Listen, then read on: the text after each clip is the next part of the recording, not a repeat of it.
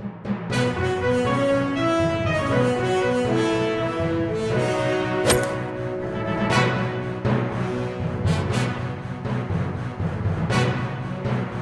الرحمن الرحیم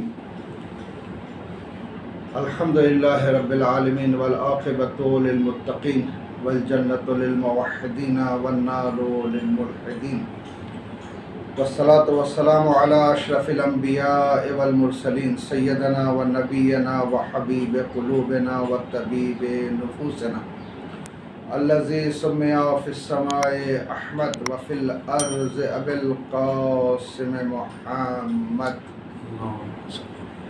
والصلاة والسلام والتحیۃ والاکرام علی اہل بیتہ الطیبین الطاہرین المعصومین المظلومین علی لعنۃ اللہ علی اعدائہم اجمعین من یومنا ھذا الی قیام یوم الدین۔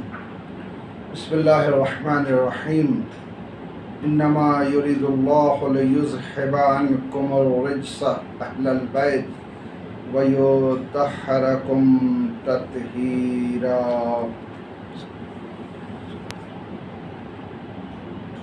ارشاد رب العزت ہو رہا ہے کہ اے اہل بیت رسول، اللہ کا بس ارادہ یہ ہے کہ تمہیں اس طریقے سے پاک و پاکیزہ رکھے جس طریقے سے پاک و پاکیزہ رکھنے کا حق ہے۔ یہ آیے مبارکہ ہمارے معاشرے میں آیے تطہیر کے نام سے مشہور و معروف، جس آیے مبارکہ میں خالق کائنات اہل بیت اطہار علیہ السلام کی طہارت کا اعلان کر رہا ہے۔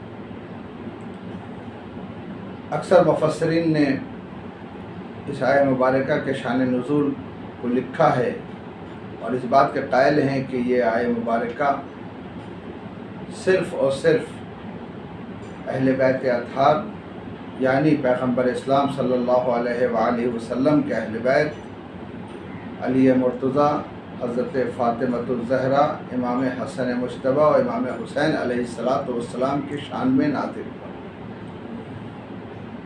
یہ سورہ احزاب کی 33ویں آیت ہے۔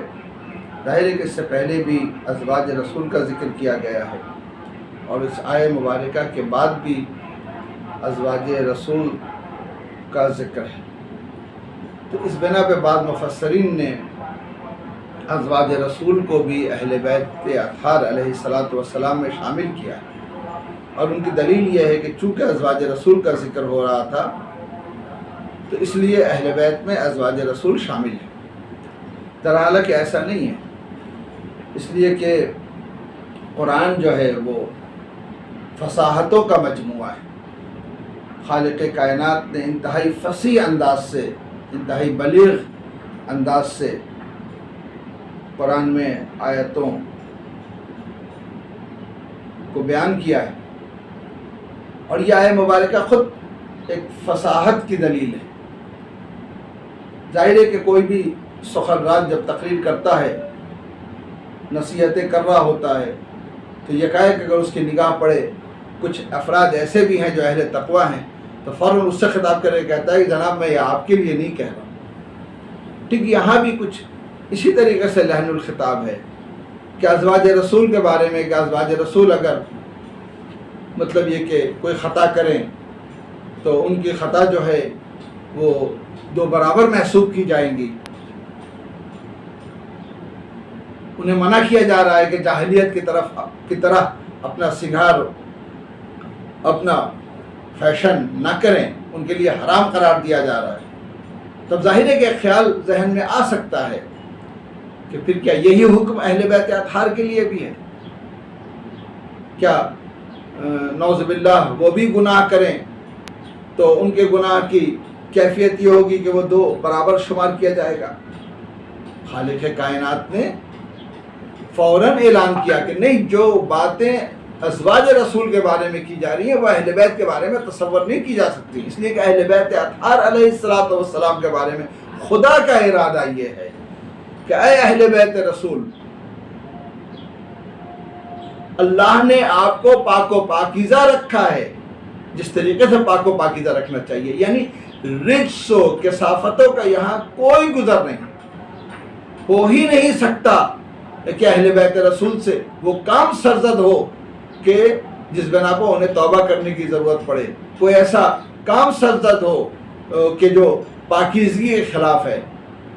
تو ازواج رسول کو متنبہ کیا جا رہا ہے کہ دیکھو ایسا نہ ہو کہ تم سے کوئی خطا سرزد ہو جائے، ایسا نہ ہو کہ تم جو ہو جاہلیت کی طرح سنگھار بنا کر کے باہر نکلو۔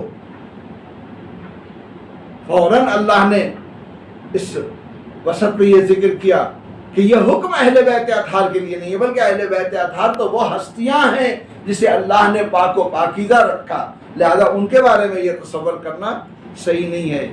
تو یہ فصاحت کلام ہے۔